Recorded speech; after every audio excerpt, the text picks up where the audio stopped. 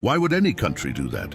Let's get into the story of one of the most bizarre military decisions ever made by the United States. During the Cold War, America was desperate to stay ahead of the Soviet Union. They needed to test nuclear weapons, but where? No one wanted nukes going off near civilians. So the US picked an unexpected target, their own land. They told people the tests were safe. Mushroom clouds rose into the sky. Radiation drifted through the air. But the US wanted more than just desert experiments. They wanted to know what happens if a real city is hit. So they built fake towns, tiny wooden houses, shops.gas stations. Even mannequins were placed inside, dressed like normal American families. They called it Doomtown. Then they bombed it. Huge explosions tore through these towns. Everything was filmed. The goal? To study how buildings, people, and even furniture would be destroyed in a nuclear blast. But that wasn't the end. Here's where it gets even stranger.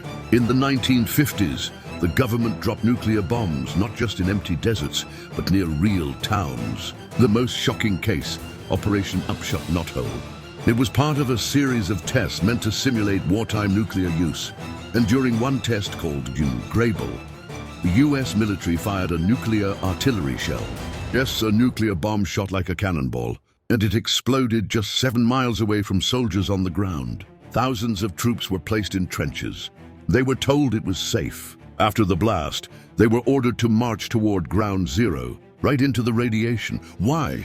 To see how soldiers would react. To test their mental and physical response under nuclear warfare conditions. They were basically human guinea pigs. Most of those men were never told the long-term risks. Many would later suffer from radiation-related illnesses. But back then, the focus was on national security. And it didn't stop there. The fallout, radioactive dust, from these tests didn't stay put. Winds carried it across the country, into Utah, Idaho, even as far as the East Coast. Cows ate radioactive grass.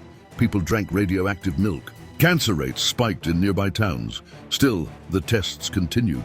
So why would the US do this to itself? One reason, fear. They feared the Soviets were testing bigger bombs. They wanted to understand exactly what would happen if a nuclear war broke out. And they were willing to sacrifice American soil and American lives to find out. It was a race, a deadly one. Another reason, to test new designs. Each bomb needed to be more advanced, more efficient. That meant constant trial and error.